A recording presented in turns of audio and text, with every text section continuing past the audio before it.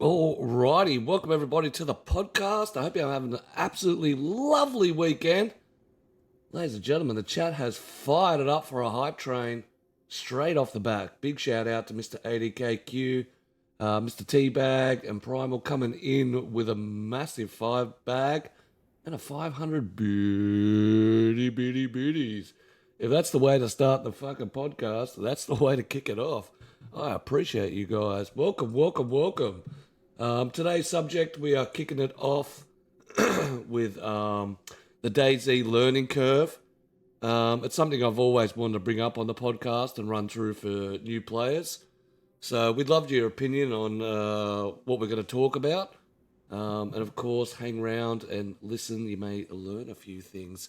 I've got the absolute legend himself on the couch, Mr. ADKQ, looking thuggish. Welcome, bud. What's happening? Yeah, not much. Got no one to fuck around this week, though. No, it's back to the. Can't pick on anyone. Just the OGs. Hey. Lady Ponce isn't feeling very well, so she couldn't make it to the podcast today. But I think she's buried away in chat, listening out. So she's in chat, firing her opinions. We appreciate you. Mr. Undead is away today. We think he's hanging out with the memorial for Charlie Kirk. That big thing in the US that affected a lot of people. So fingers crossed America can sort that little issue out, put him to rest and move on in a brighter future. So that's good to see. In the chat today, we have... as I said, the lovely Lady Ponce, the lovely Queen Peasant, Mr. Q in the house, Teabag in the house, Primal Scream, Mr. Ramekin, Primal dropping a huge gifted subs. We got Mr. Codebuild. Hello, good sir. How you doing? Hope your purple eggs are rocking well. Mr. Codebuild have got chickens with purple eggs. I was very surprised on that. I had to go and have a little look on that.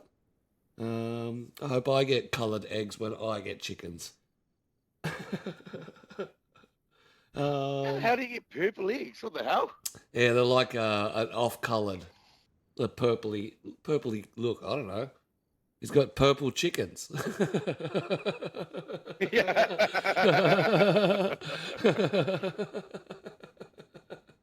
Crack me up.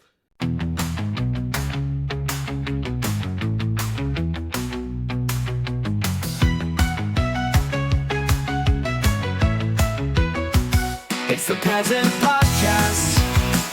We're having a blast with the DayZ community, so take a seat real fast. Server owners and coders, content creators and streamers, showing off the community with all their features. Issues with updates, someone's mistake, new things they added, angry players it makes. Get in chat, voice your opinion, you're the community, we want to listen. It's the Peasants Podcast, TPP, putting out the word about the DayZ community.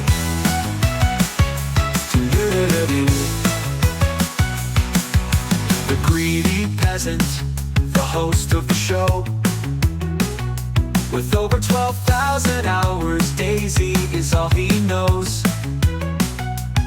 Let's introduce the panel and bring the show to life. From the community, they'll get me in strife. Chat moderator, Queen Peasant, player and server admin Q, server owner, coder, streamer, Lady Ponce, streamer and PvP enthusiast, undead gamer, server owner, admin and coder, Redden. It's the Peasant Podcast. We're having a blast with the DayZ community, so take a seat real fast. Get in chat, voice your opinion, you're the community, we want to listen.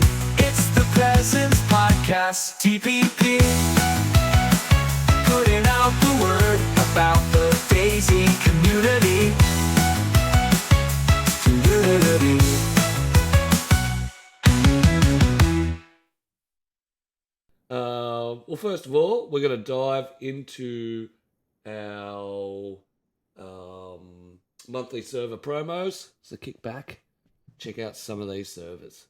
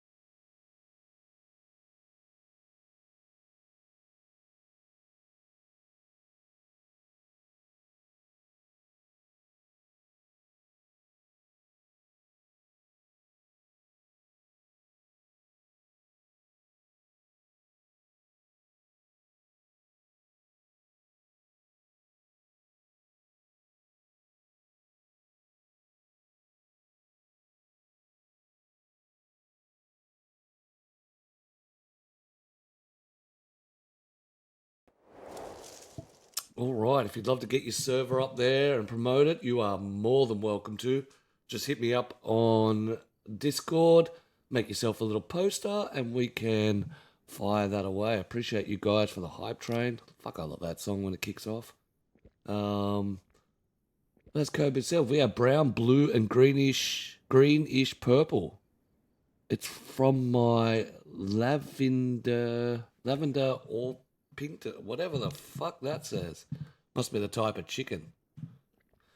Wonder if DayZ would actually bring out coloured eggs. That'd be cool, especially for Well, I Easter mean- time. Your chickens run around just shitting different coloured eggs. Well, what don't our chickens lay eggs in DayZ? That's true You guys too. can just throw a couple of eggs in a pot and have some boiled eggs. Well, it really kills the, well, it really solves what came first, the chicken or the egg. In DayZ, it was always the chicken.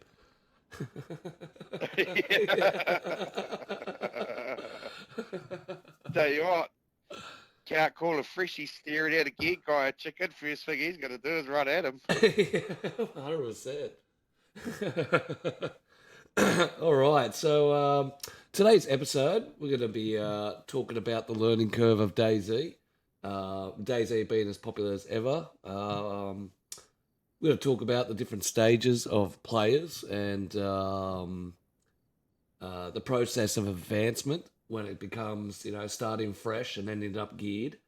We're going to talk about a little bit about bases, where to hide your stash, the what not to do's around your stash, and of course the social aspect of DayZ.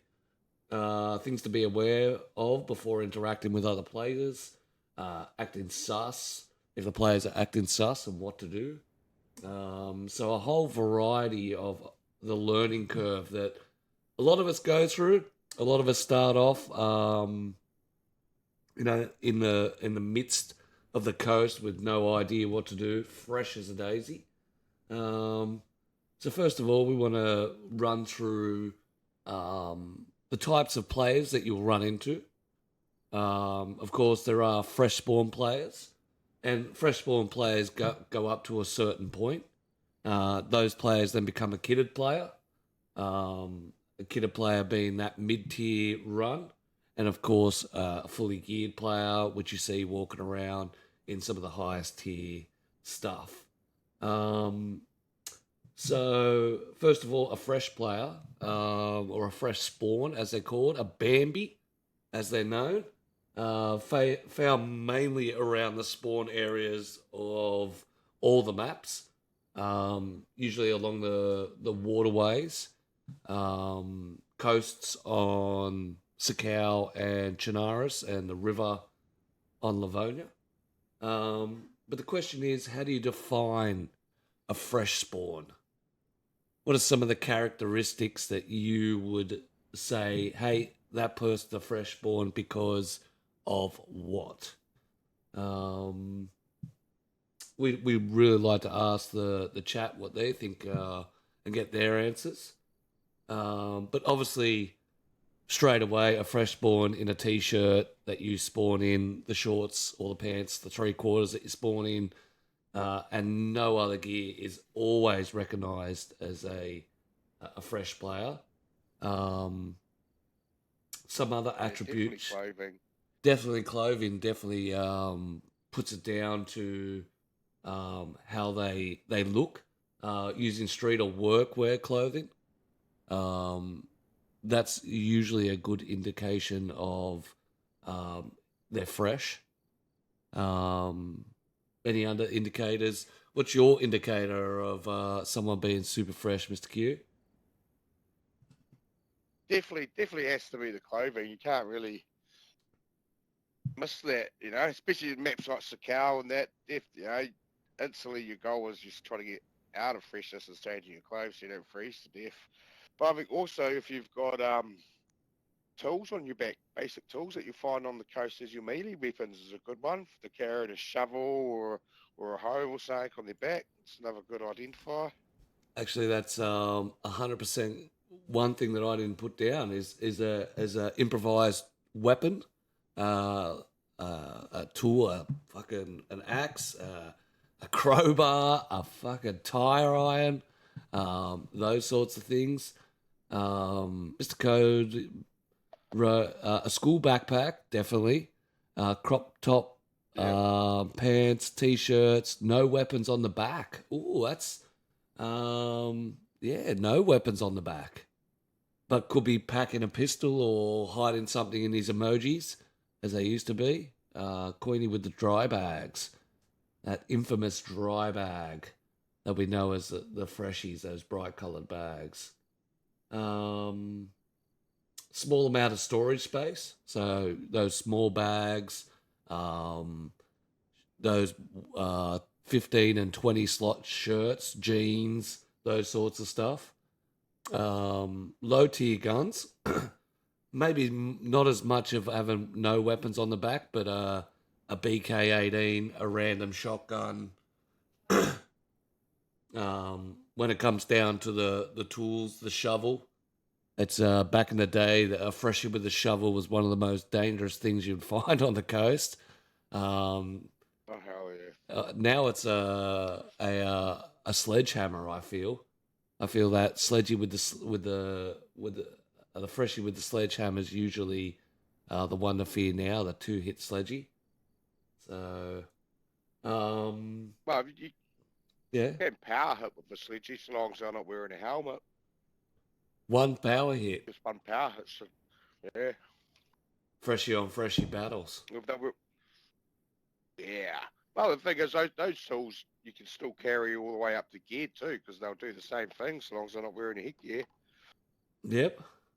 Although we do find that the mace is probably the number one freshie weapon of choice when it comes to knocking out people. That's for 100% for sure.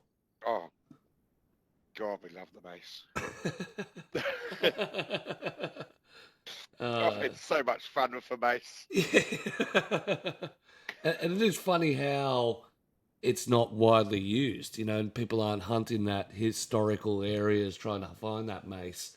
I suppose the melee weapon is, once you leave spawn, is nearly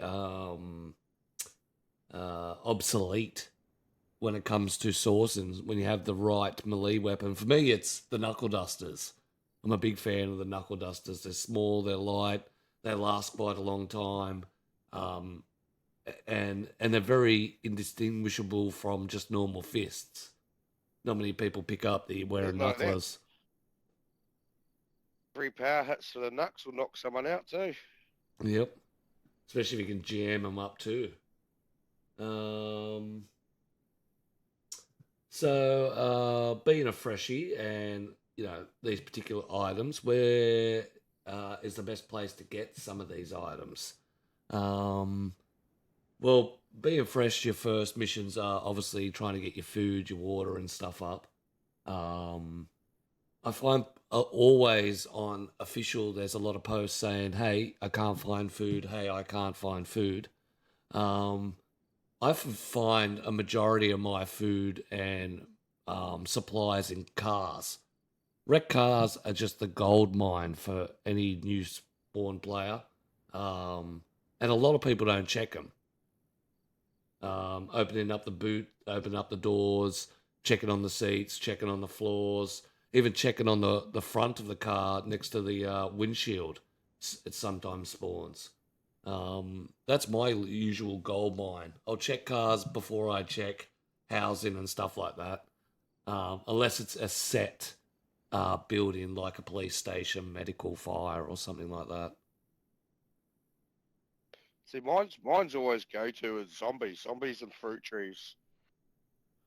Purging off the infected. Yeah, Well, the infected can usually drop you a handful of quality stuff, not only for your food, but your weapons, your storage, bags, shirts, hats, that sort of stuff. Yep. What about gun-wise? Yeah, always PD. always PDs? Rush the PD because I can find the shotguns and stuff in houses, but I always find you got a better off of hitting a PD first, as long as it's not been ransacked. Well, that's the reason why I don't hit the PD. See, I tend to hit homes, especially the ones that are avoided. In Cherno, there's the house that has the 3 stories with the 2 sets of stairs that go up, and people avoid them because it's a lot of hassle. But I have found so many guns in those particular I never house. looked at those for guns. Yeah, I never really. See, I must fall under that bracket too, because I never really search those houses because I always think all it's ever going to have is a couple of items of clothing, and it's not worth the waste of time, especially when you're fresh and your first thoughts are getting food. You know. See, in the opposite of that, because everybody's thinking that, I've found the pistols.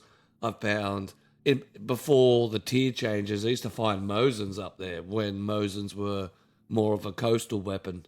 That was always a go-to. Code says homes for an IJ70 4-slot common ammo will definitely kill someone. 100%. I think the IJ is one of the most valuable freshie weapons in the game. Yeah, can't beat a good Makarov, I tell you what. Yeah, and there's plenty of times that I've killed a more geared player with an IJ than I have any other pistol.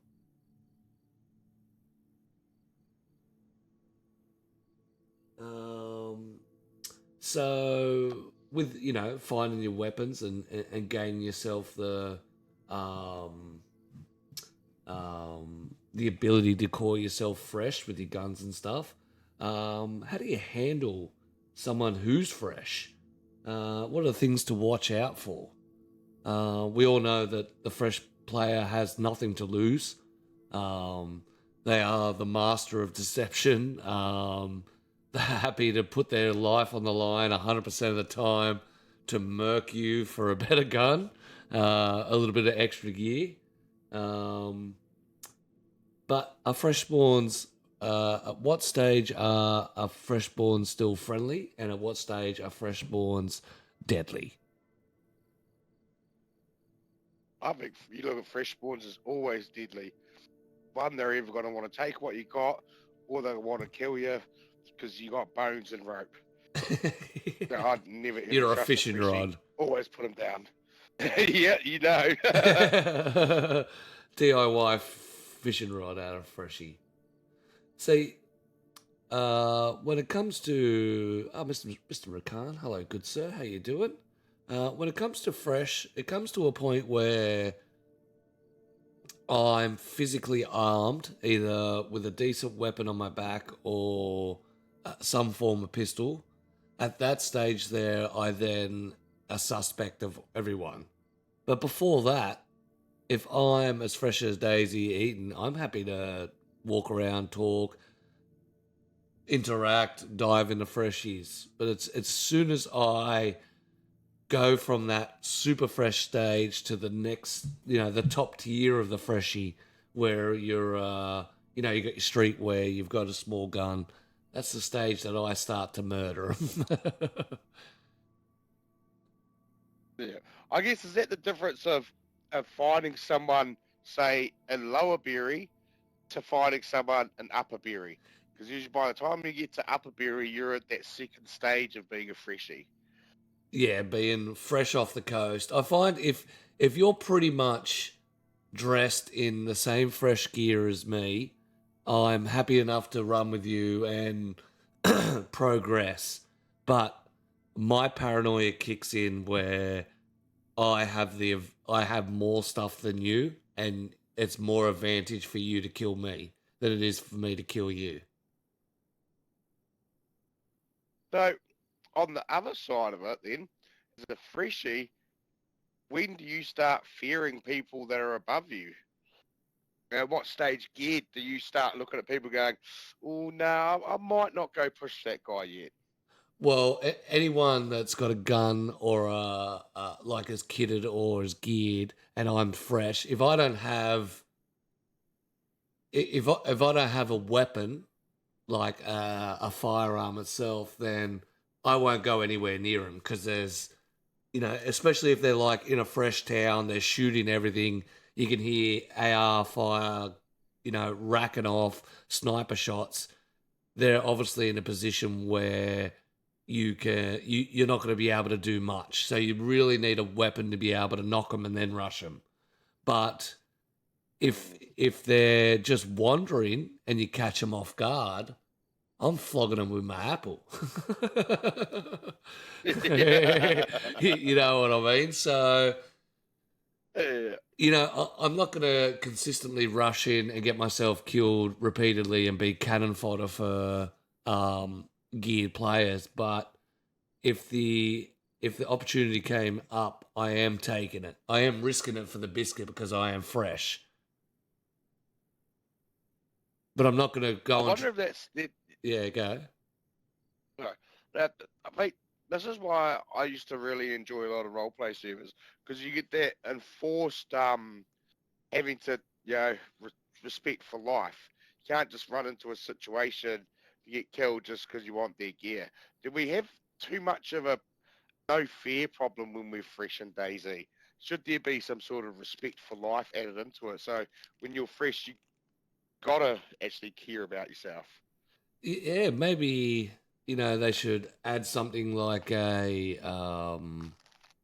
10-minute suicide watch. So if you're spawning in, rushing back at 100 mile an hour, and dying, and repeatedly doing that, you get locked out the game for fucking 20 minutes or something. A little cool down period or something. But you are right. When you are that fresh, there is nothing to lose. There's plenty of times that we've died somewhere and you come back fresh and you just like, if you had gear, you wouldn't take the same approach. But at this stage, you're just flat out running into it with flying fists. There is no care. That's why I liked hardcore servers, because in the same fact, you just grinded for 2 or 3 hours and you're still in freshy gear, but now you know that grind's behind you. So you have to take care of your players. You have to make the right decisions, Yeah. which is a strange aspect to it. There is a cusp point as a freshie of, I suppose, when you move into that kitted player realm, is where you sort of back off from being, suicidal Jim as a freshie. Well, I think I find it too is if I've sat there and I've spent 30 minutes fishing, getting food, making my stomach full, got lots of water, lots of food, I think that's when I start thinking, okay, now it's time to take it seriously because I don't want to have to start over again and do the whole thing all over again. Mm.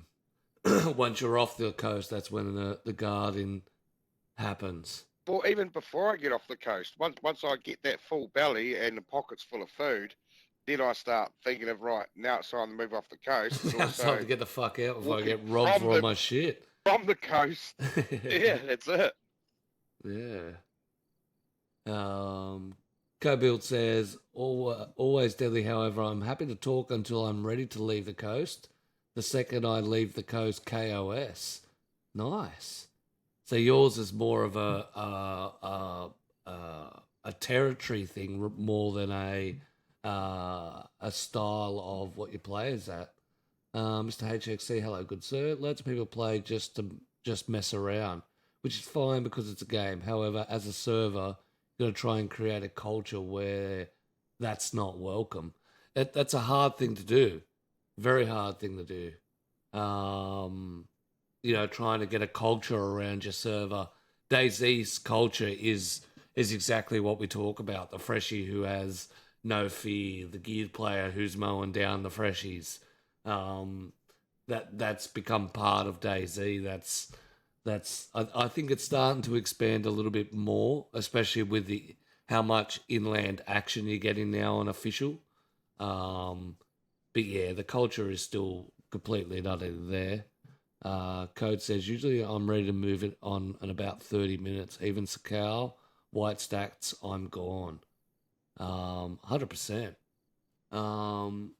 See, where I found that I tend to want to get out of the spawn area and move to off the coast as soon as possible. Once I've basically, even Sakal now, I don't even fish. I just grab food, have a heat buff, and then disappear inland. Especially if I get myself something to hunt with. That's it, I'm gone. Lovely. See, I always stick around and fish. I feel it's just too much built into me. You just That fish fire. That's it. You got to have that fish fire. Fish fire.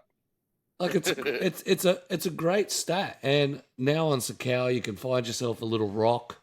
You can tuck yourself out of the way. You can sit in with a fire, fish in, cook your food, and you don't really get in much hassle.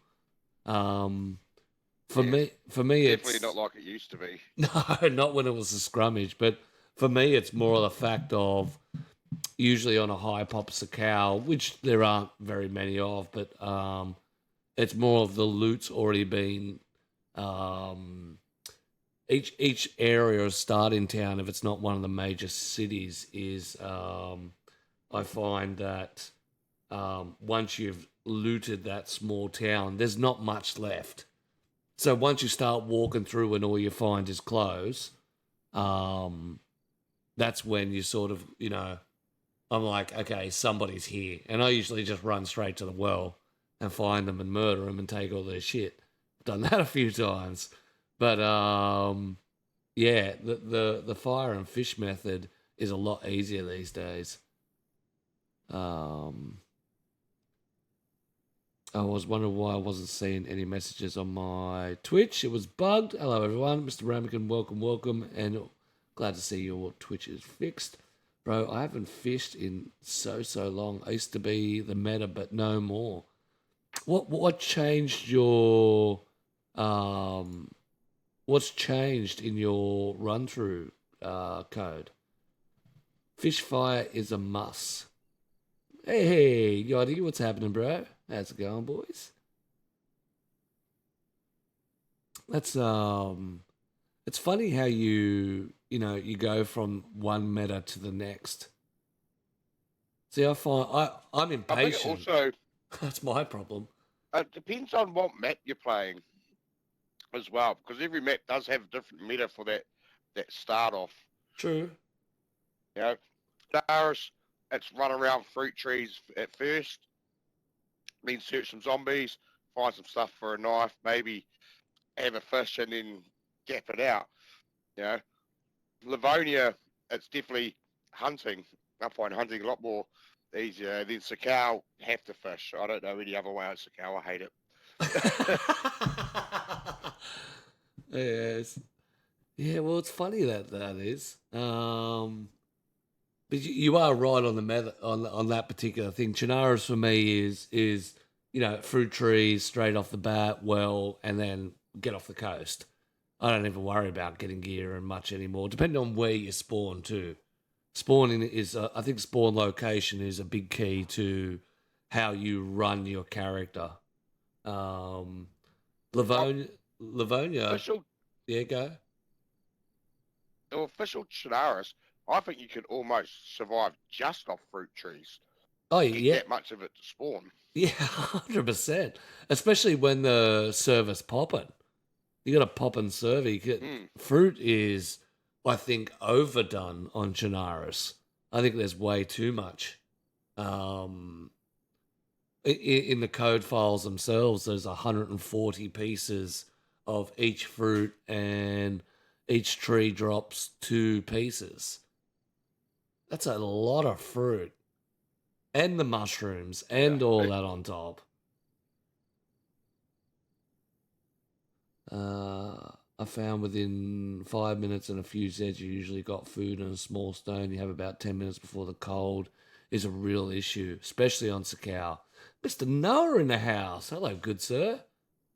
Good to see you. Hope you are well.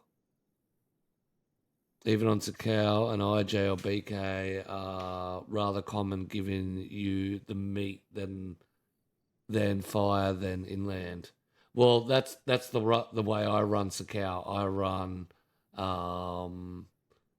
We'll send them over, Noah.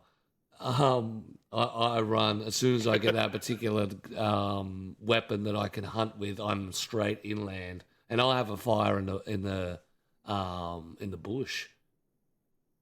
I won't move inland in Sakau without a gun, but there is one freshie that we haven't thought of that doesn't really need to worry about food too much, so long as he finds another human. well, the cannibal one, 100%. Yeah. Yeah. Yeah, Well, I know the first couple of weeks of playing Sakau, that's all I did. Was just cannibalize just people. Eat people. And I think everybody went through that. Sakau got no idea. Let's just eat people because it's convenient. Yeah. But see, with a Wonder how cannibal many people freshie, Sakau turned into cannibals. yeah. Well, how often does a cannibal get to all the way down to geared? Not often. Well, Very that's often. And how many people play as the cannibal, fully as a cannibal, and eat only human?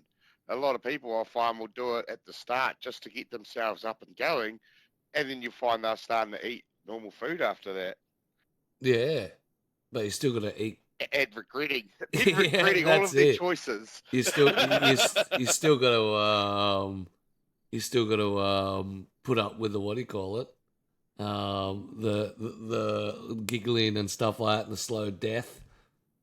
The lambs are everywhere. Give them a little time, and I've had Zeds kill lambs for me. I've had. There's nothing better than hearing a pig running around and getting chased by, or sheep or goat by the infected. You could spark them up on them too, and get them to kill them for you. And they give you full meat. They don't bash them up too badly, so that's another little meta if you get stuck.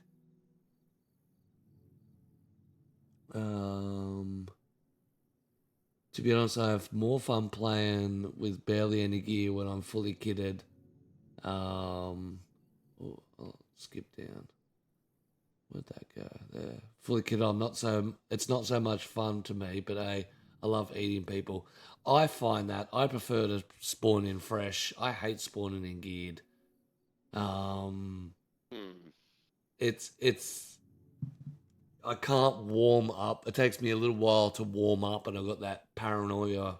I've got to avoid stuff and until I feel comfortable. I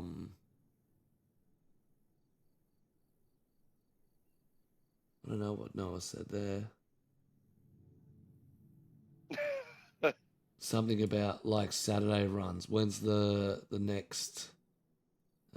Where's translate? Nah, still didn't do it. F11 is someone the way. Get that fresh life again. Yeah, is sometimes the way.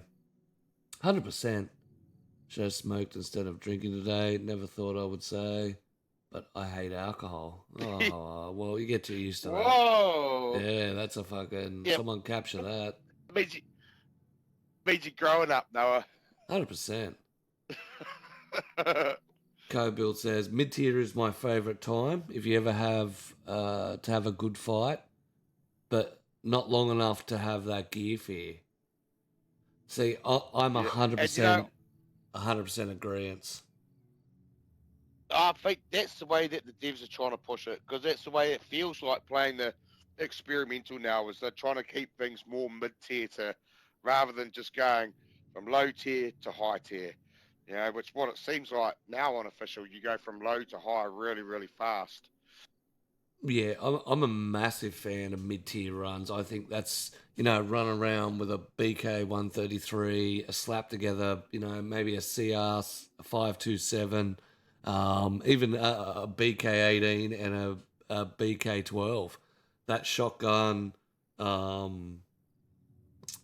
shotgun rifle combination. I love fighting with that sort of stuff. The fights are longer. You get a bit more out of it. And I think you dive in a bit more without that gear fear in the background.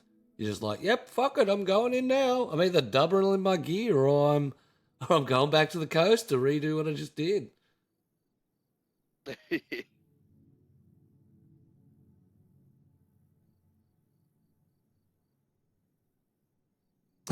giving him heaps.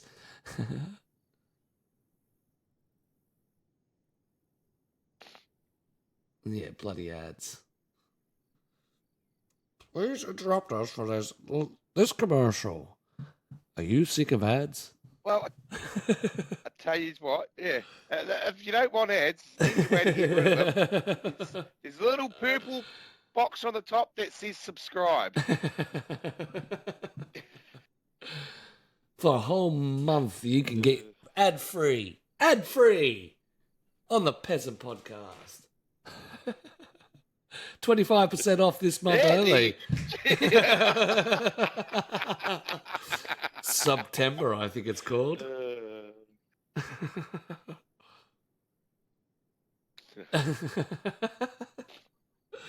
Oh, shit. Oh, we got 10 seconds. We'll bring it back. No, don't pay for it. It's not worth it.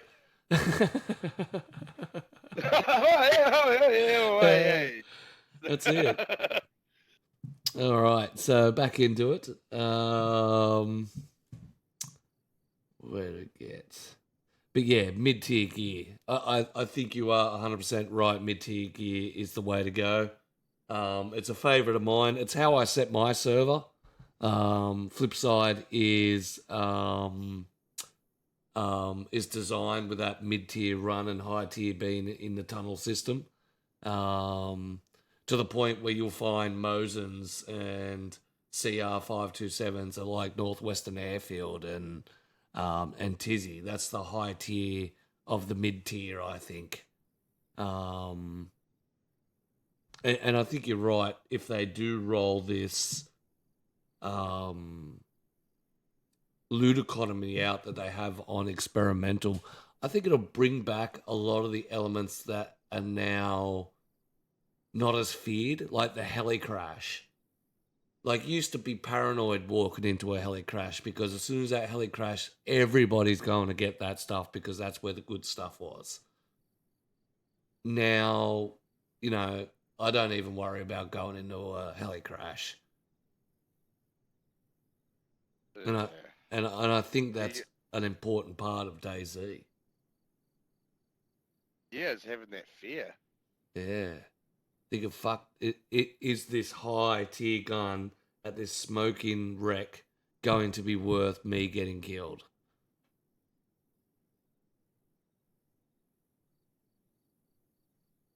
The only weapon I need is the M-Lock with like 10 mags, and I'm set. Call that kit the Chicago Sweeper. Imagine a Sporter on full auto. I would like to see a 22 style gun, and if they were to bring out the M249, I'd love to see it in 22. Just get him absolutely peppered.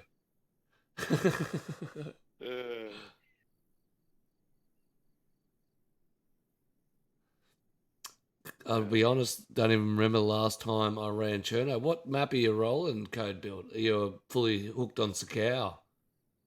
Need an AR-22, fully auto, but 70 round mag. Yeah, fuck oh. So you just pepper the hell out of them. That'd be crazy. I mean, the 22 has slipped on a lot. Uh, That can do damage, you know. You hit someone with 5-6 rounds out of the 22, every round's a bleed. They're in trouble. Not only that, if you Yeah. headshot them and they got no head protection, they're dead. One shot. So I do think that the sporter does get pushed aside. And I think that's what they're trying to do in the new economy is bring some of the lower tier guns back into the light.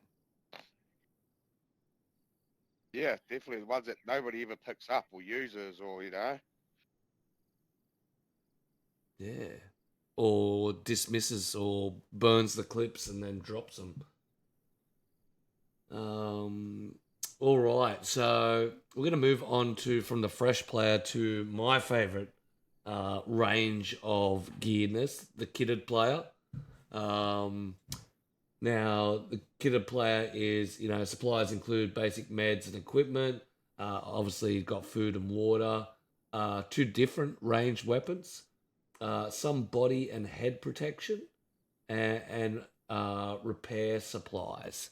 Now, this is not a fully kitted player. This is someone in that mid-tier range. How would you? What any other things you would use to define someone who's in that mid-tier range? I think, yeah, just same thing. Decent supply of food, decent mid-tier guns. Yeah, it's the CR for scope, nice. Yep. I wouldn't even call having a baby AK mid-tier anymore. No, you think that's in the high? That's a geared player. That's a higher tier. Once you go to the AR range. Yeah, and even the SKS now I would put in more higher geared because they're not as easy to find. Yeah, that's true. Ooh. I don't know. So like SMGs. I mean, I don't really use SMGs at all. Like, I'll be honest, I don't. Nah, neither. I don't pick up an SG. If I could have a BK 18 and a BK 12, and I'll still dismiss a SMG. Which is funny, and I think most people are like that too. Because who is picking up the SG? Huh? Yeah, Not a lot of people. Or who's using the Scorpion? 100%. And I mean, they do shred. They fucking shred. A Scorpion is just an auto IJ. Well, from what I find, the Bison I find is good for suppressive fire. To be able to just unload massive amounts of bullets at your enemy, to not only keep the suppression but to also claim those hits. 64 bullets of an IJ round is just hectic. But yeah, I wouldn't pick up an ump. I wouldn't pick up an SG because I just don't see the benefits for them.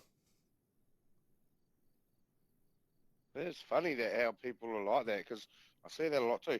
And it is kind of like what Becky would say, especially with the Bison. The Bison is a really hard one to find.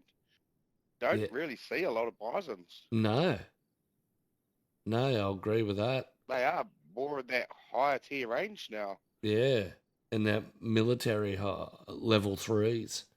Code says ballistic vest, full pants, full shirt, a short and long range weapons. Weapon loadout includes SMG, double barrel, CR, 5.27, or a Pioneer. Ooh, I think Pioneer has stepped into a new range since the Maskman. I haven't seen a Pioneer in a while now. The only places that I've ever seen them is the police situations. Yeah. The Pioneer is a handy gun. Fresh Yeah, Sport, that's a lot good. of It's mad good hard words. hitting. It is a good All the hard hit same as gun.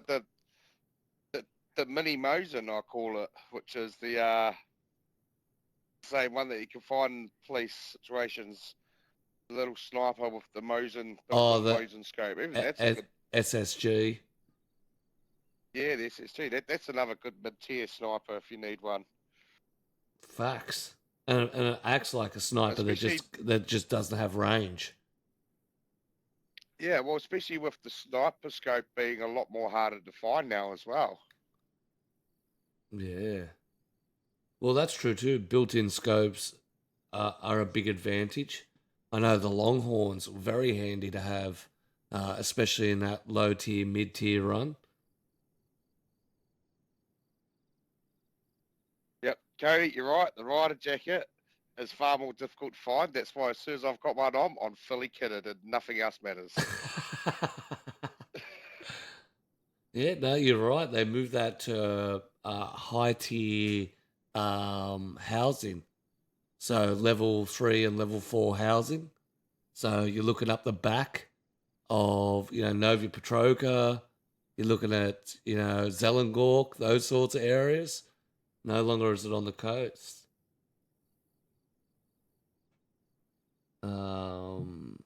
Oh yeah, the Yeah, SSG. Forgot sad. about that one. The SSG, I think once again that also gets pushed aside.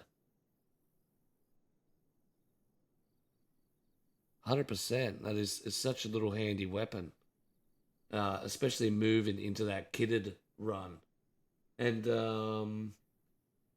finding some of these items is your best bet to get into that kitted zone. Hunting cabins. I find hunting cabins for supplies, clothing. You can find yourself a decent vest, maybe a scope. Definitely the way to go.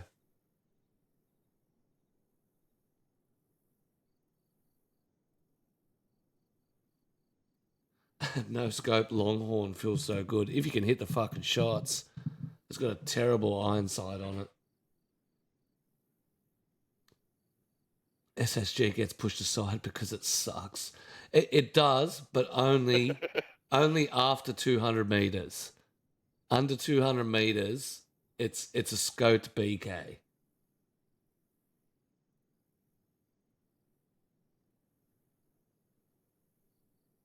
All I need is an M16 and a puffer, and I'm kitted. See, once again, everybody, when you talk to a lot of people, when they're satisfied with their gear, it's always in that mid-tier run. If you find something a bit better and you're walking around, like my character for 3 maps, 1 life's been through 3 maps. He's got the VS98 and he's got a KA74. And, when you can scope in so far with a marksman, things are starting to get a little, like, I avoid everything. There's no need to go anywhere I don't want to be. I can scope out of town, run into town, and I'm basically unstoppable. But I won't go anywhere near the coast because I'm a fucking target. Yeah. It's just a skill issue with all the guns. Well, no, not really. Like people always say it's a skill issue, but what skill is in there? Most guns are the same. Um, you can kill a person carrying an M4 fully kitted with an IJ. And in DayZ, it's sometimes not about skill. You could be in Northwestern Airfield looting up in the tents and someone murks you with an IJ. Because that freshie has decided, no, I'm just going to run straight to Northwestern Airfield because getting military gear is the key.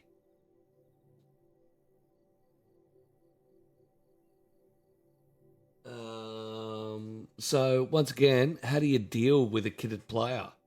Would you talk to a kitted player? No, because that's just dangerous. 'Cause 9 times out of 10, that killer player's got stuff to lose. So, yeah, unless they're pinned down in a building or something, that's a bit of a dangerous one. Yeah, I 100% agree. I'm killing, and I'm killing from range, um, or I'm rushing.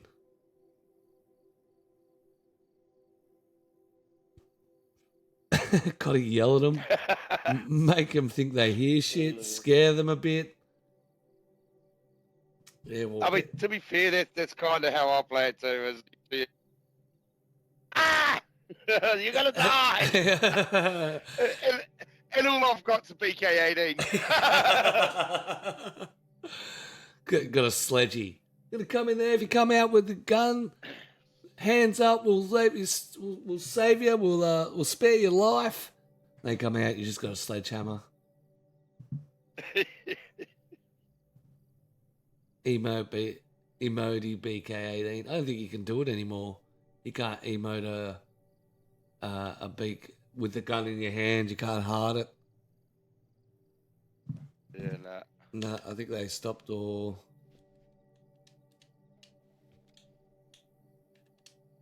An empty BK-18. Yeah, well, oh, where did my gun go? Faded lit. Oh, okay. That's interesting. That was on surrender. Swallowed by your seat. Yeah, no, but if you... Oh, did he just drop it?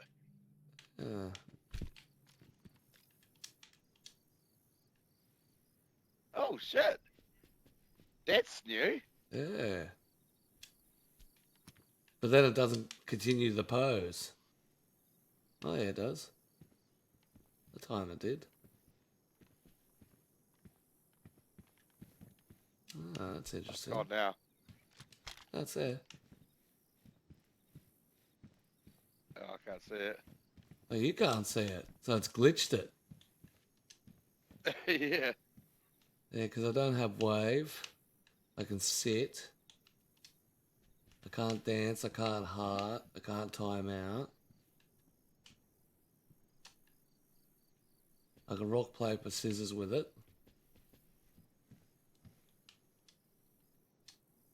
Yeah, so anything one-handed, but that's strange for the surrender.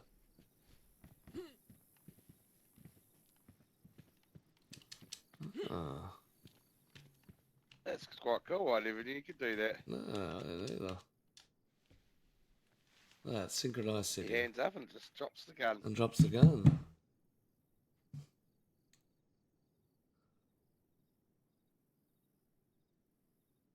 Fixed players were seeing through burlap sacks on heads when re-logging. Is that true? I got no idea. I haven't got a burlap sack. I'll grab one for the next podcast and run through it. Have a look. But yeah, so if you come up to a kitted player, they are going to be heavily hostile. Me as a kitted player, I'm going to shoot you, especially if we're off the coast.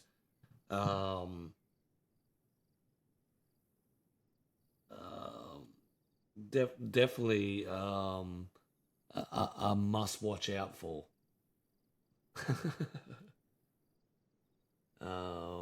Now we're going to move on to a geared player. So what defines a geared player?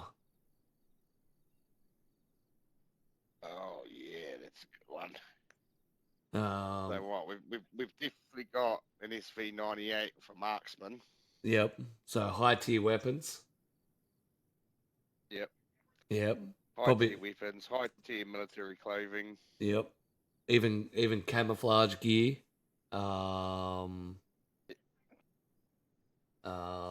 Ghillies. Not a big fan of ghillies. I think you're more of a target in a ghillie than you are when. Well, not only that, Yeah. with storage capacity the way it is now, it's almost pointless carrying a ghillie because your storage is supposed to be dropped right down. Never going to have enough ammo or food or repairables on you. Well, that's where the the assault vest and the butt pack comes into it. Because with those two But combinations, that puts 40 slots. but then are you fully geared because you've got no chest protection? True. Very true. Very, very true.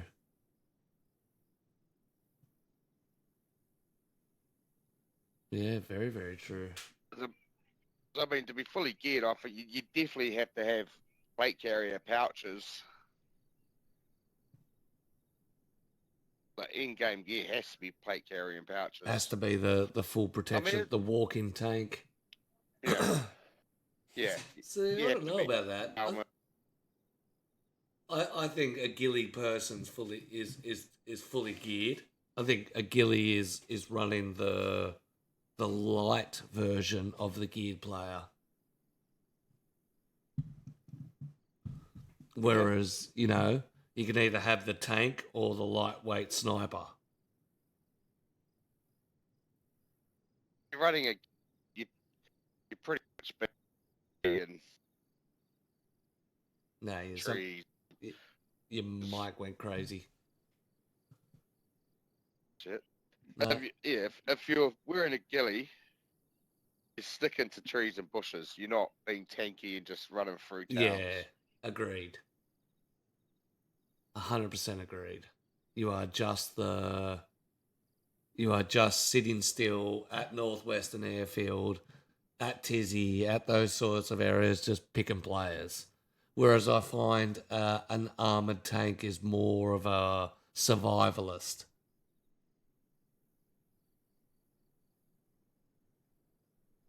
I think your geared player is... I don't think your ghillie player belongs in DayZ.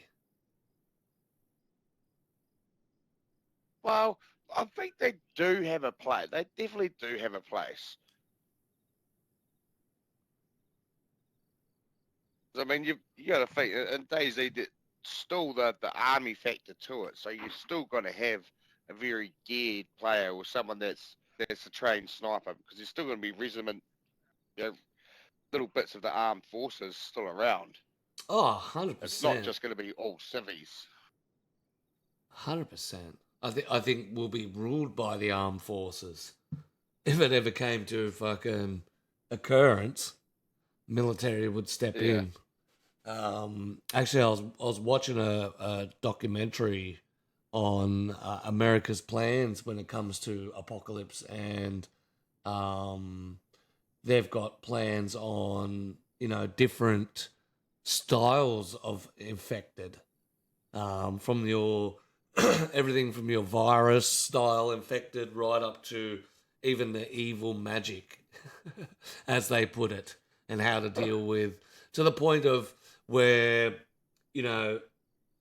after a certain period of time, 40 days, the army will, after the initial outbreak, the army basically retreat back to camp. After 40 days, they then come out, send scouts out, check the situation. If it's good enough to recover off, then they'll then proceed to try and recover and start gaining supplies and scouting. If not, they bunk down for another 40 days. So, there's already governments with those sorts of plans in place. So, when we talk about DayZ and a lot of military factions going around, kicking indoors in official, I think they've nailed how real life would be like on the key, like to a T. And a lot of people complain about gear guys on the coast. If in a real life situation, that's where they'll be. They'll be in those key towns and key areas. Yeah, they're going to where the supplies are more plentiful. Yeah.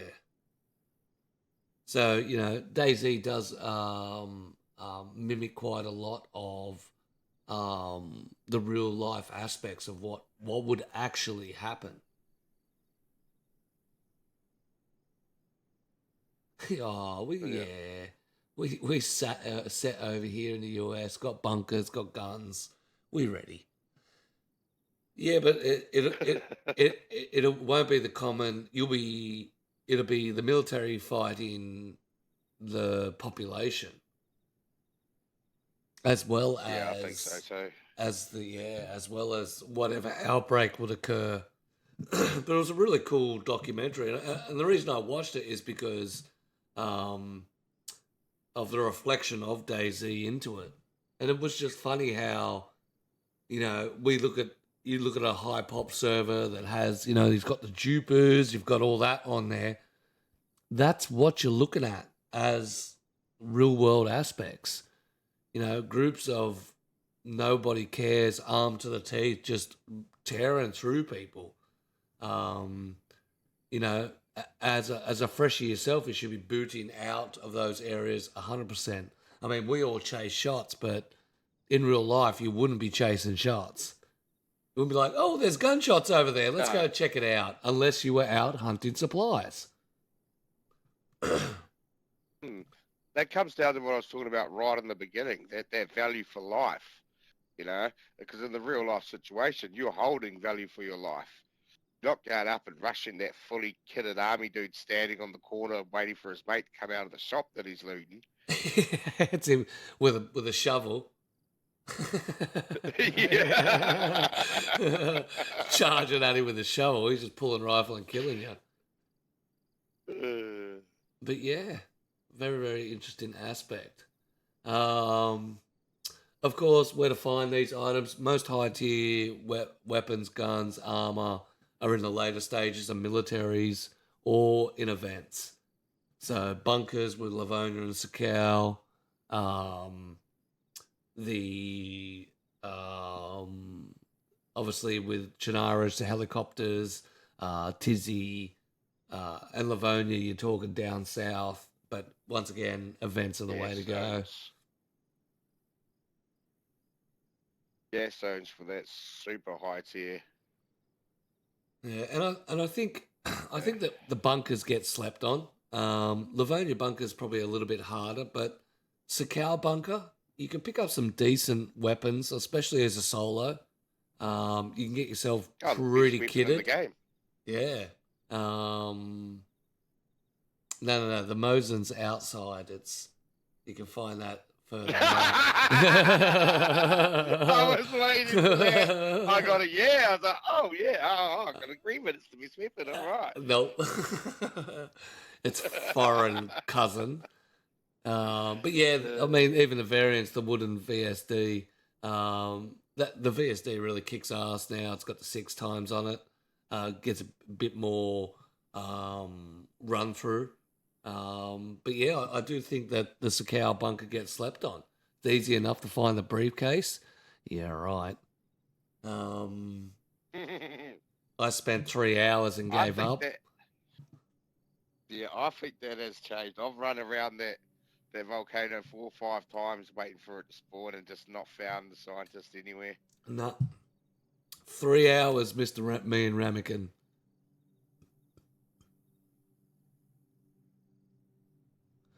Did you check out Nit's Island? Yes. The way the group's organised in that is interesting. I had a look at it. I've got to sit down and actually watch it. That's the documentary you were talking about. I had a brief look at it. I've got to sit down and actually watch it. But that looks absolutely hectic, and there's a lot of stuff out there. We had a TV show back in the day called Doomsday Preppers. Good old Doomsday Preppers. Used to watch that. Oh, yeah. What people go through crazy. Well, there's a few people like that. I mean, there's a lady in the UK who's currently mining underneath her house that I watch. So she's basically dug into a basement and has basically got a mining, excavating underneath her house with pure rock. Just her. Pretty interesting little watch that. Putting your own little underground bunker. Get UT in Australia, but I might be able to share the production link. Yeah, I think that's what you sent me was the production link. Once I know what you were waiting for it to come in, but once you get it, put it in my Discord. Even if you just at me and put it in the main general chat, I think it'd be an interesting watch. But dealing with geared players, if you don't have the advantage on them, be very, very, sent the trailer. But geared players themselves, very dangerous. They have all the high tech gear.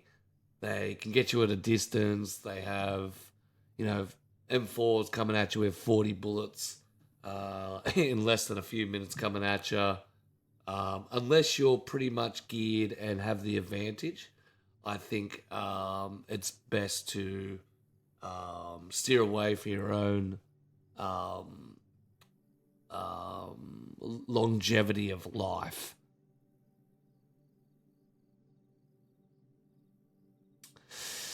I agree, Code. The keys for the containers change was a big disappointment for me on Sakau. There is no reason to go to the ship. I 100% agreed. Now doing the last stage of 3 maps, 1 life, I've done the containers before I've done the briefcase and the bunker. We found one key on a boat, the new boats that sort of pulled in, and we found 1 key on a helicopter and had no reason to go to the main island. The only reason I went there was for the containers themselves. Didn't even go anywhere near the ship. Queen, 100% agree. The Colony was a good fucking show. The Colony was like a urban survival. So what they did, they basically took a part of America that was currently shut down, which had a full city in it, and they put a group of people who were of different backgrounds. So you had scientists, you had ecologists, and they basically had to survive, and they threw scenarios at them, where they would have, where they were staying, it was a locked facility and they set up, and then like 4 or 5 weeks later, the real owners came back and they had keys. So, they then took all their food and the politics of it and dealing with traders. And it's an old show, but it's a very, very good how they, had to survive off city water and the canal and purify it and make showers and shit like that. So very, very before DayZ was around style TV show. Mr. Shower Gel in the house. Hello, good sir. We're just rolling through the learning curve of DayZ, talking about the different styles of players. We just went through fresh spawns, kitted players, and geared players. What I do want to move on to is storage of your gear, stashes, bases and stashes on DayZ. Where's the best place to hide your stuff? What not to do around your stash or base? Recruiting other players to help build or defending a base. And are bases worth it? And what are the requirements for a base to stay safe on official? Love to have your thoughts on that. Do you base up on official? Or do you run stashes? I'm a nomad. Since streaming, I haven't really placed anything on the ground. I either keep it with me or it's not really worth it. I think that's because I enjoy that fresh start, that I don't mind not having an insta kit. Yeah, I think that's the way I play official too. I'll play official life to life. I don't have stashes or bases very official. But if I play community, yeah, I'm putting down a base and start to stash it up. It's funny how the play style's different for me between community and official. Yeah, it's especially when it comes to community service. You can get those raid weekends. You can get build anywhere. You can get those certain types of perks. But that solo base on official is just a nightmare. And recruiting people to try Well, and help. Yeah, right. yeah, no, no. We can ask few people how that goes. Smiley for one. She learned Yeah. out what it means when you start bringing randos to your base on Yeah, that's official. it. It's not your house where you come over and have a cup of tea. um, Code says stash is the way to go. Bases are fun to build, but it should be built knowing it will be griefed. If I can't put it in my pocket, I don't need it. That's a good little strategy. Um, but what are the fundamental things that you need to have in place to be able to have a base on official? I think a good building out of the way, somewhere that's not a lot of loot route. Location being the key. See, where I tend to find the Yeah. bush is the way to go. I've had a lot of success in, remote areas of bushland where you don't get as much crossing of players. Yep. Saying that, I found a lot of stashes and bases around the edges of the map and in densely bushed area. Yeah, well, not too close to the edges. That's where I find a lot of stashes with cars and stuff on the edge of the map. Or a barrel in a lake. Barrel in a Can't lake. beat a barrel in a lake. Yep, 100% off the beaten track. Got distracted by a driving instructor stream World of Warships. Oh, I thought we were better friends than that, Noah. Fever dream. I think if you're going to try and put a base together on official, I think you need a decent set of people and you need multiple time zones. When we used to do it on official when I used to be with the Skinwalkers, we were lucky enough to have people from the UK, the US, Australia. So base was always protected and always had someone around. There wasn't many hours that went by that somebody wandered in the base to double check it. And if shit happened, you'd have, at least 10 or 15 people in each section being able to roll in and lay down arms to defend. I mean, that's all good and well if you're playing for a big group. A lot of people will only play solos, duos, and maybe a trio. I think that's more common these days. Yep. And to build a base on official like that, it's almost impossible. I think we've said it many times again. I think the build to raid ratio needs to be fixed. It needs to be a raid, not so much a building overhaul. I think more so a raiding overhaul. Yes. Yeah. I understand the fort method. I understand where their vision is coming from the fort method as a player. Even though I could, as the same player, I could operate high tier military rifles and shit, but I can only put logs in ground. But I do believe the raid. I think your access to explosives is too easy, and therefore it counters the actual point of having a base. On flip side, I've put all my explosives in a bunker in the middle of the map underneath the ground. So not only do you have to get the keys to be able to get a punch card, but you have to travel down there with the punch card. You have to go through the area, and then and only then do you get explosives to be able to raid. I mean, you can go in just outside of Savet. near Novi Tower and get yourself plastic explosives enough to be able to pop out at least one gate. No problems at all.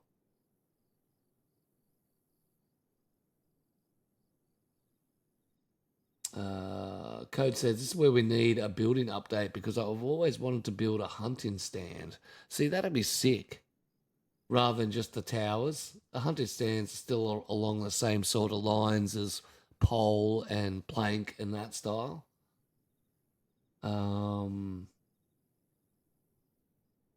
If you're talking serious base, yes, you need to multiple time zones. I've found about 5 people who make a good solid base that will last.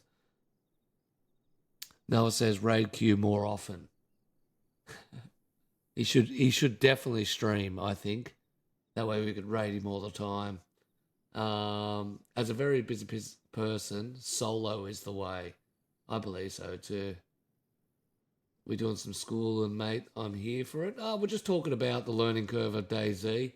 A lot of new players on the market, so you can always learn off veteran players and stuff like that have been, and even veteran players can learn themselves. Who needs a base when you can quit DayZ and just be a freshie? True. Or just be a freshie. Yeah, but some people like to, have that extra kit that's just sitting in the background. Those key things like repair supplies and stuff like that. That's what they're looking at when it comes to what's being stored. I know when it comes to people like Scrubby, who's an official base builder. They put up a big base. They got people that circumnate the globe and watch the base. They use their storage for kitting up players in case someone dies. So they've always got 2 or 3 spare kits just in case someone in a raid. Because all their thing is they're quite adamant about building up and raiding others and that sort of stuff. So absolute legend when it comes to the official world. Massive base online, cool group. We've had Scrubby on the podcast and even had the pleasure of diving in there and visiting one of his official bases, and very cool setup. They get raided every week, and they just rebuild. But it's very, very entertaining. Very entertaining. Especially when it's not you doing it. You know what I mean? You sit back watching it get raided. You're like, oh, yeah. And then you'll come in, 2 streams later and the base is back. It's built up again. It's like, yeah, now we're back to sitting back to base. You don't get to see, the guys in the background spending hours and hours and hours, resource hunting to build this base and stuff like that. So, big shout out to Scrubby and his crew. They do very well on official, and a great example of bases and stashes on official and what needs to be done. The last thing we're going to move on to is the socials in DayZ. Things to be aware of before interacting with other players. Players that are acting sus and what to do.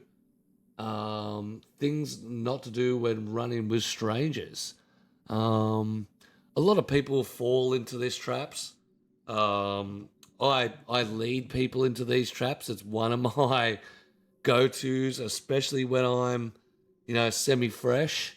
The friendly, "G'day, bud, what's going on? How you doing? You all right? You kicking off?" It lures people into a false security.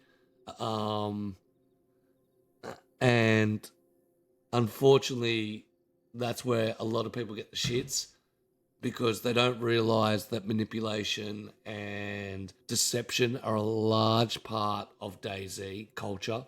Massive part of DayZ culture. Rule number 1. Rule number 1, don't trust anybody.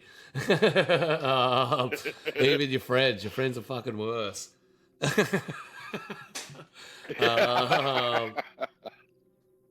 Noah says it, don't tell strangers where you live. A code says it. That's easy. Don't turn your back on strangers. 100%. Um,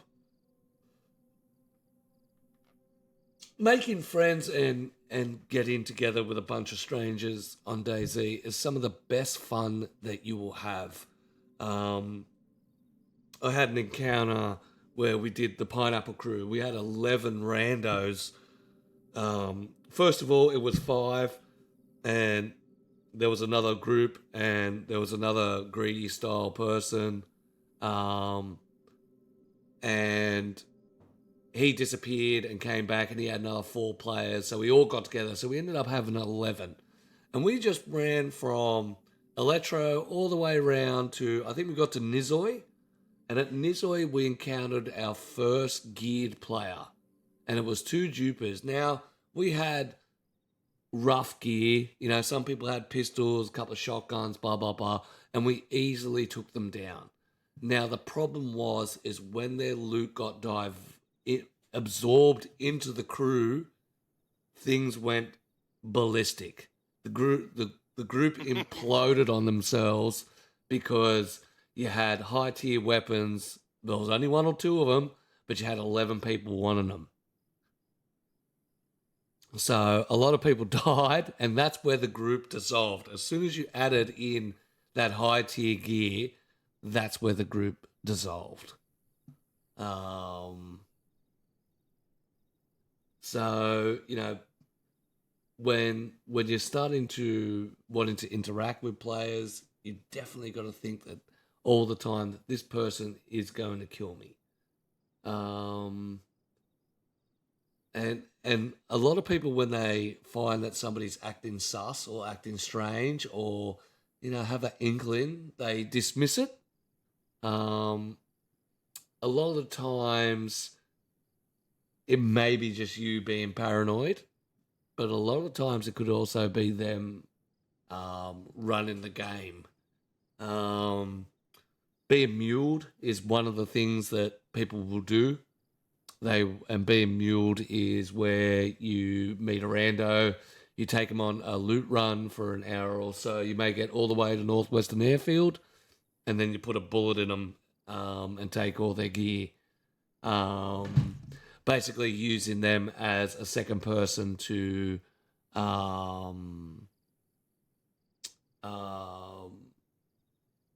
basically collect stuff for you and gather you for a better outcome in that high tier range.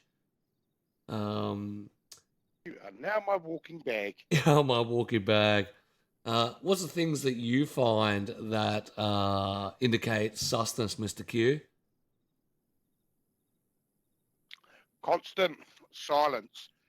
Talking to them, and they don't talk back for a good 20, 30 seconds, and then they're like, oh, hey, mate. Instantly, you know that you're going to get fucked by him and his duo partner that's sitting in the party. Yeah. So parties, yeah, 100% agree with you there. Delays in conversation is usually somebody getting ripped out of a party.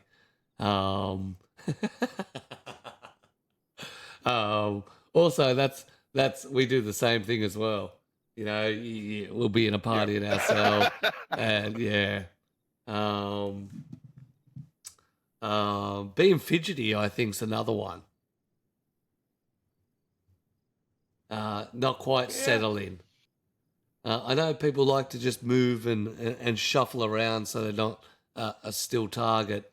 But you also find those people that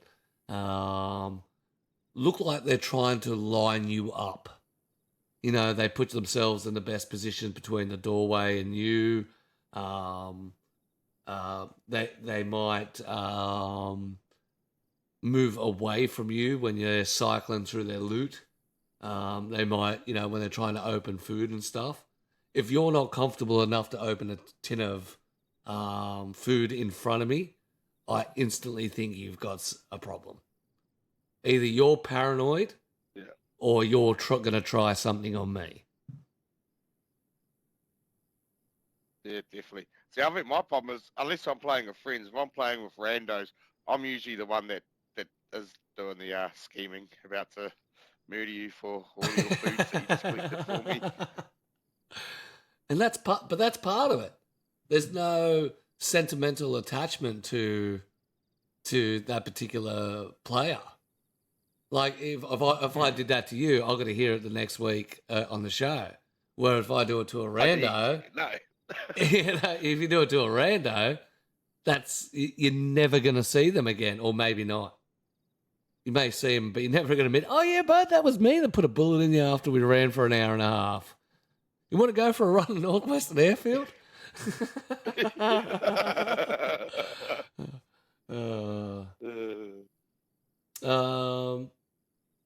What are some of the things to do what not to do when running with a stranger? Don't definitely give him all of your food and offer everything up. Yeah, good advice. Yeah, make sure you've got supplies in your back pocket. Your air mask first before anyone else, as they say on a plane. Yep. I think also don't be reckless and start pointing guns. You know, once you start pointing guns or pulling out guns or hanging onto guns in your hands, I think that increases the sus for things to get a little bit more haywire. Spaz, what's happening, buddy? Don't give him an empty gun or ammo. Oh, so don't arm them in case they've got the ammunition or they've got the gun. Yeah, you don't know what they've got. Okay. No, that's good advice.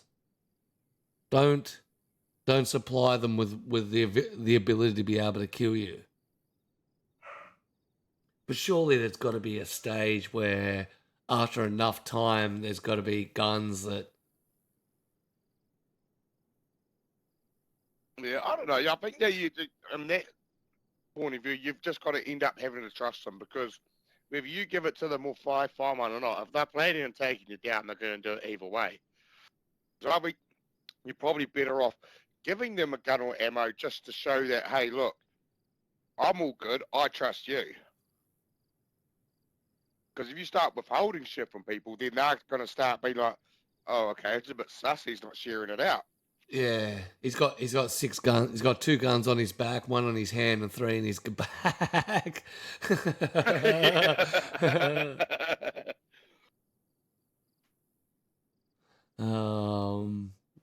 Code says, so what you do is look at the online list, pick a random name, and say that's you. Then shoot them in the back at the best moment possible. Then the person you said will be the fall guy, and you take the loot and the...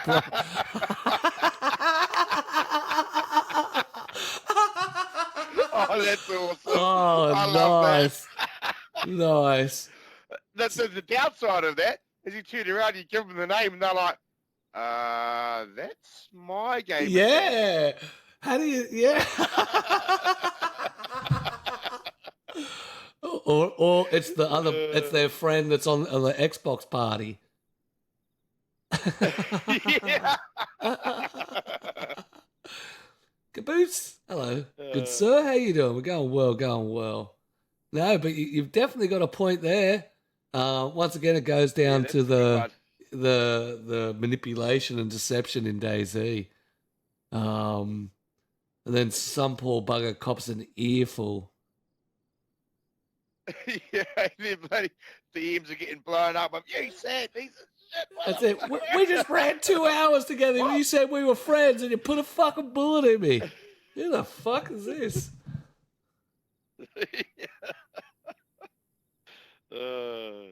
That's a good idea, is to give him my real name. There is that, but may the odds be in your favor. 100%. 100%. Yeah. No, I like that one, Code Boo. I'm going to use that one. Definitely. Give him a fake name. Oh, beautiful. Absolutely beautiful. So there are some things you got to watch out for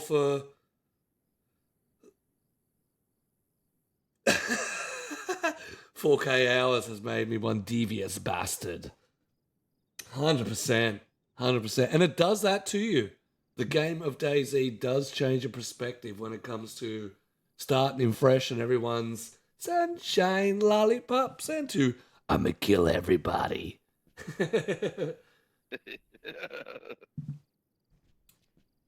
All right. Does anyone want to add anything to the learning curve of DayZ?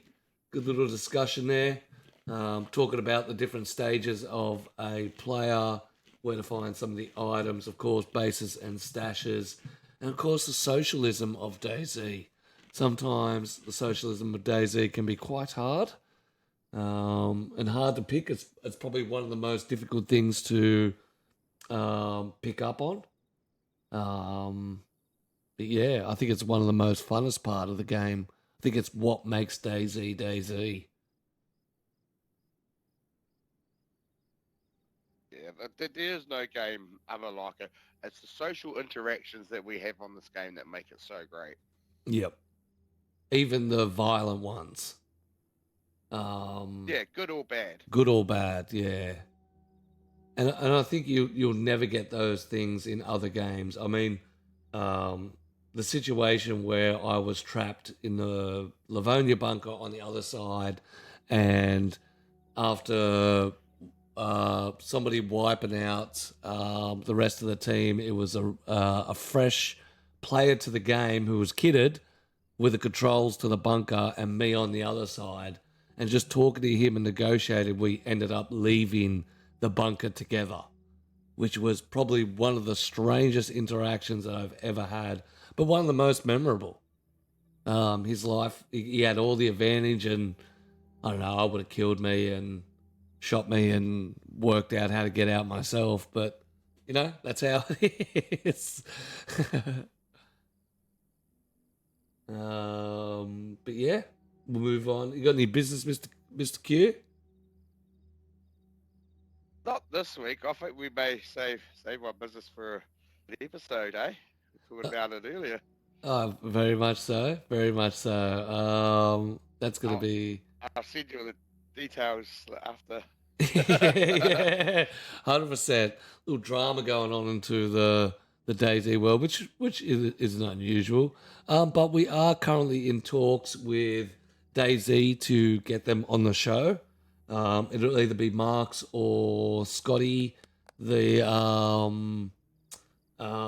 console side of the marketing. It has been a long process of backs and forths, but we are in the process now of trying to organise a time and a date. Now, it won't be on the podcast time and date, the usual one. It'll be either a pre-recording, which will then show on the podcast. But what I really want to do is have it live so the community can come in and drop their own questions. So the podcast may be at a random time. It could be any time of the day because we've got to function in with their work hours. We do this for a passion, but they do this for a living. So, and I was happy enough to do that. So for me, it'll probably be early in the morning or very, very late at night. I believe they work 10 to 6 or 9 to 5 in their office hours. So, we're just playing it by ear now, but very exciting things. Noah said learning added. Is that Nomad? Or the name ADKQ comes from some clan thing from a server that Q used to play on, and when played on the same server at the same time, and my room smells like vomit with cinnamon because it's this beer. Yeah, no, you haven't changed much, have you? No, I'm not asking to add sparkling water. Let's go, you guys made a great convo. My guest just got to my house, so I must be going. Appreciate you. Enjoy those chickens. Marks would be amazing. Or either one would be absolutely fucking wicked. either way. So yeah, definitely looking forward to that. But we'll definitely keep you in the loop on how that's going. Apart from that, I guess I'm gonna have to punch on with Mr. Q in the arena. There will be no follow-on stream. I'm gonna go buy the Queen a new Xbox. She's gonna go get herself an upgrade. She's finally gonna get her hands on an X. Oh, hell yeah. So it's about bloody Those time. Minecraft pixels are going to look amazing. Well, yeah, 100%. As I said, you sure you don't want a PC? Nah, you got one. We love it. All right, we'll take him out with brute force today. Hey, look, I'm 2 from 2 at the moment, peasant, all right? Yeah, we've heard. So we're going to do some shaming today. Oh, fuck you.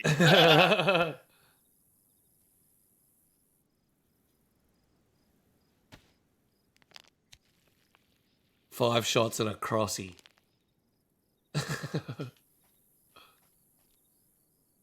Better take a backup weapon just in case. So I'm not running back in.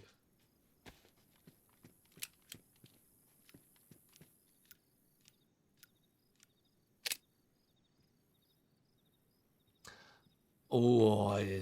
Well, that's the end of Mr. HXC. Editor on my PC is absolutely brilliant.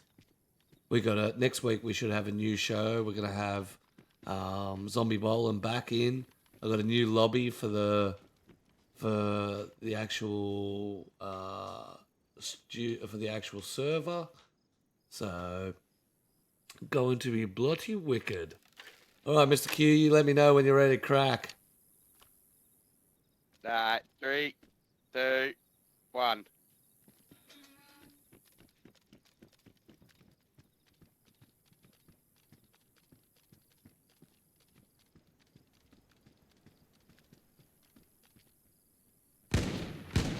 Oh.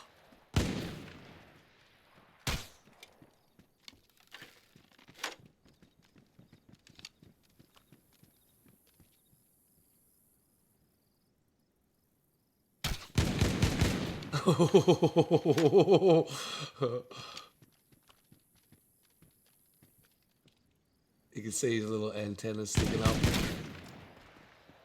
Oh, did I get him?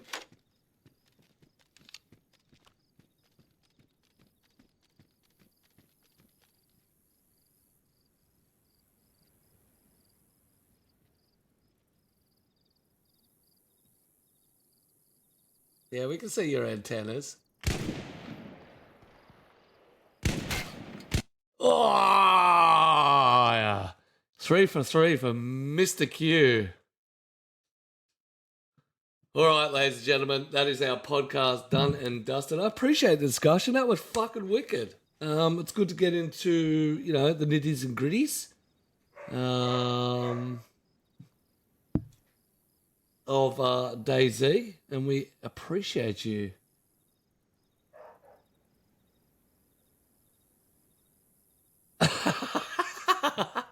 He's number 1. Crossbow versus Vega, 100%. No, I think it was a R12. Just bought a gaming laptop. What type of game is this? It's just 1v1. Spaz. Please let Q write the first question for the developer interview. Laughed out of that first question. Why are you gay? Like the meme. VSD for the win. There you go. Please let Q ask the question first question. Why you suck? Ladies and gentlemen, we appreciate you. That's our podcast done and dusted. We're going to drop it there. We'll be back tomorrow. Rolling around the community run. This will be all changed by next week. So stay tuned for that. It didn't, but it still comes up for me. What happens is it gets done by a moderator. And that's the end of it. Why don't you add sparkling water? Very, very true. But all right, ladies and gentlemen, That's a podcast done and dusted. We will leave it there. We will catch you tomorrow for tomorrow's stream, and of course the day after to continue our little run on 3 maps, 1 life. All we got to do is crack the bunker and get the briefcase, and we're finished. We appreciate you, Mr. Q, on a hot streak. But apart from that, we are out for the day. We'll catch you tomorrow. It's the podcast done and dusted. We'll see you next time.